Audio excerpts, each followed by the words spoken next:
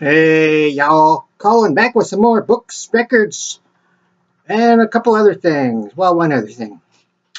First off, I have a bunch of records here, and I'm going to try to go through these as quickly as possible because this could turn into another lengthy video. Um, First off, I have here Sounds of My City. And this is I guess, a 10-inch record. Um, The stories, music, and sounds of the people of New York. And apparently, it came with a booklet here.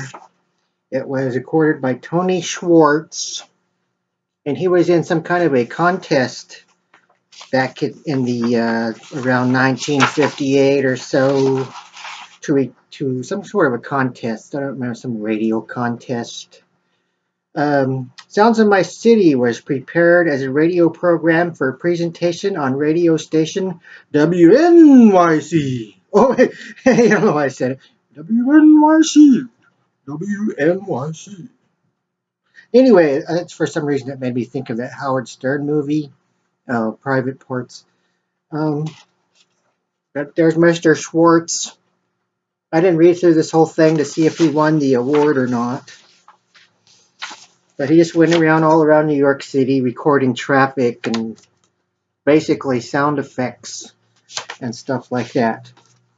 A while back, I chatted, just said a few words on Facebook with Mr. Bobby G, and he shared a Captain Beefheart record on Bobby Z's, the other Bobby, his Facebook group called Friends, Music, and Everything Else, I think it's called. Anyway, he shared a record on there, and I told him I didn't have any Captain Beefheart and I need to get some. And he said they're very, very hard to find. And I told him, well, I've seen quite a few at my record store here. So when I went over there today, I checked for Captain Beefheart, and all of the used Captain Beefheart was gone. They did have a bunch of it. So apparently somebody went in and bought up the collection, but they did have several reissues. And I picked up this Captain Beefheart Bat Chain Puller. I have no idea what's on it, but I thought I'd try out some Captain Beefheart.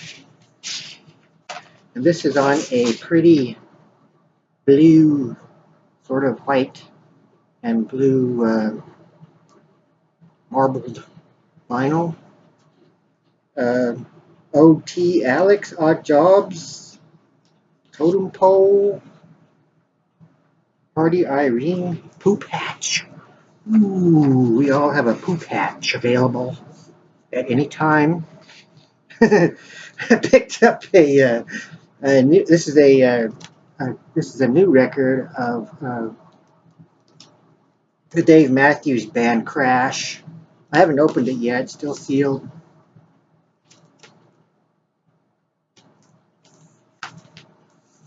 Ghostly sounds, kind of along the lines of that New York sound effects. I like sound effects, and this is just ghostly Halloween type sounds. Here we have a Stax, sort of a compilation of some of the Stax Records artists. Otis Redding, Carla Thomas, Sam and Dave, Eddie Floyd, and let's see, on the yellow Stax label. Wilson Pickett, I'm in Love.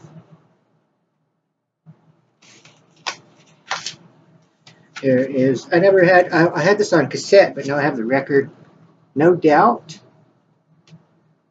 Tragic Kingdom. You know, I just now noticed I had the cassette and I have bad eyes, but I didn't know that was that's the singer for No Doubt. I thought it was just some oddball picture. Now she's with the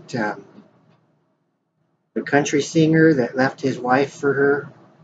I forgot his name. Anyway, maybe you guys know. I couldn't remember. I think I might already have this, but I couldn't remember, so I picked it up. Another one, The Cure, Faith. Another Wilson Pickett, Hey Jude. And I have a couple singles by him, but I have the album now, George Michael, Faith, Rest in Peace, and all that. He's probably in some big park in the sky. And let's see. Now we got some books. Books and little magazines. First off, I have these. These are like comic books that kind of came out around 1973, 74. Here we have, what do we have here? Oh, The Time Machine, H.G. Wells. The War of the Worlds, H.G. Wells. Having a hard time reading it backwards on the screen. 20,000 Leagues Under the Sea, Jules Verne, and The Invisible Man, H.G. Wells. And these are, they're like comic books, black and white comic books. They're illustrated. Now, I don't know why I seen this book, and I thought it was so oddball I had to get it. It was only $4. Hats and how to make them. Because I like hats. I'm not going to ever make hats, but for some reason I was drawn to this How to Make Hats books, and this was 1925, published in 1925, and it has all kinds of how to make hats from that era, and what they're made out of, the stitching, how to repair hats, and all kinds of stuff like that. And here's some of the furs. We have beaver, coney, ermine, mink, mole, monkey. I didn't even know they made hats out of monkeys. Long, black, silky, fragile-like hairs, sometimes used for edge finishes and pompons. Whatever pompons are. Imitated by dyed mohair, genuine monkey fur may be identified by the skin foundation. The Skin Foundation. Seal and squirrel. I had no idea they made hats out of squirrels either. Siberian squirrel is a beautiful soft gray fur. Inferior grades show a yellow cast. The squirrel had a bad liver. Rabbit fur may be used to imitate squirrel. But I just thought this is such a oddball book. I had to get it. And it has a little section on the back of the history of hats. Back in those days, like I said, I will never make a hat, but I just thought it was interesting. And there's Morty.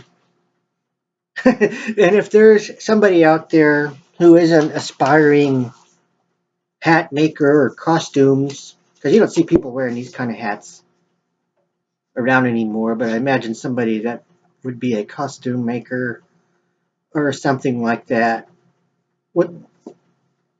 I'll trade it for something. I don't know what, whatever you want or whatever you got. I mean, anyway, hats. Here we have a 1970s Swiss Family Robinson.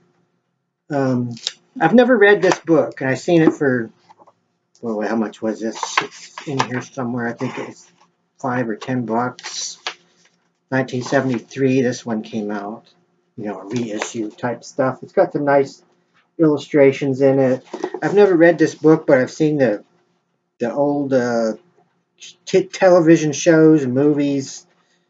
But I thought it would be interesting to read the book for once. And there they are. They got some kind of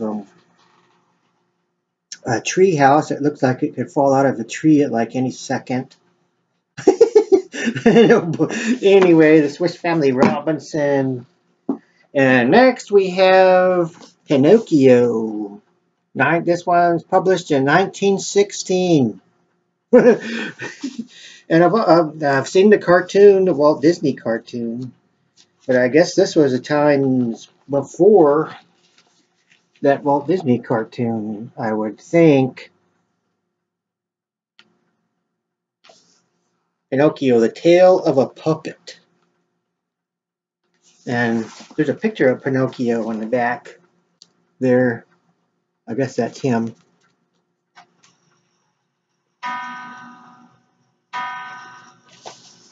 And now the death hour is upon us, and I must leave you. Colin, over and out. Weirdos, unite. No, wait. Wait! I got one more thing before I act crazy. I got one more thing to show you. I had an antique. That thing messed me up. Anyway, I don't know if some of you may have seen one of these. It's a stereo scope. This one, on the bottom, it says 1904. But this is like the early form of 3D.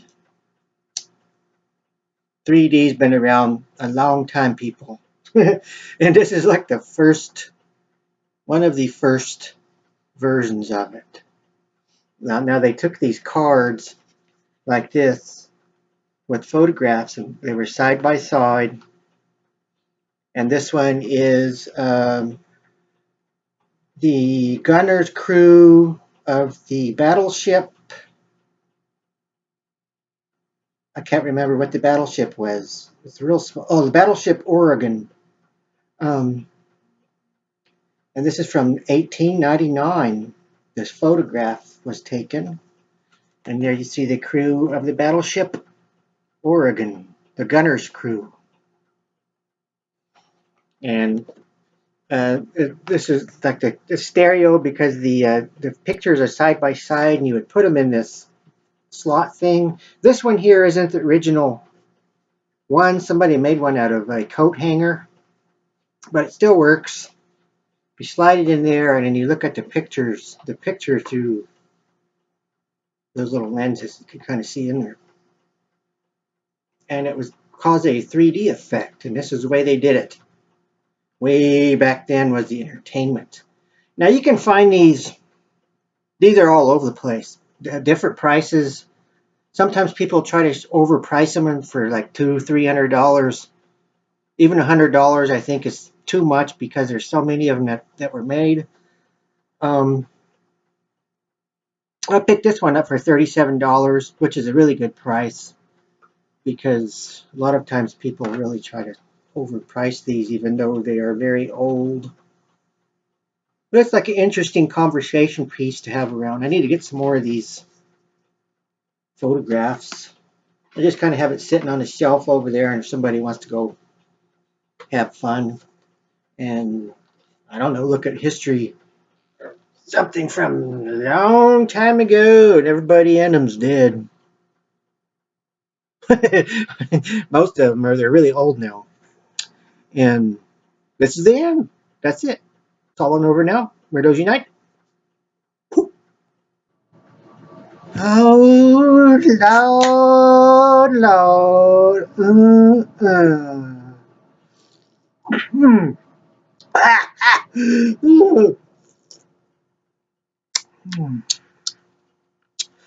Y'all done up and did it, didn't you? You dirty bastards. A bunch of dirty bastards. Y'all don't know your ass from the shit house, the outhouse, or the dog house. Y'all done up and did it. The one thing I was trying to get you not to do. You old dirty bastards come up and do it anyway. Now you all running around, crying around, nee. Oh, what the hell are we gonna do now? This is a bigot. It's a bigot. It's a big fat white orange bigot. And y'all done up and did it. I'm gonna come and pick your ass up. Well, your ass is up one by one in my 64. And I'm gonna bring me a length of rope, some duct tape, some scissors, and a shovel. And me and y'all are gonna go take ourselves out on a long ride on the back roads in my 64. And it's gonna be some fun, and we're gonna have ourselves a big shindig out in the woods. A shindig. Oh, you dirty bastard. And I done think I shit my pants.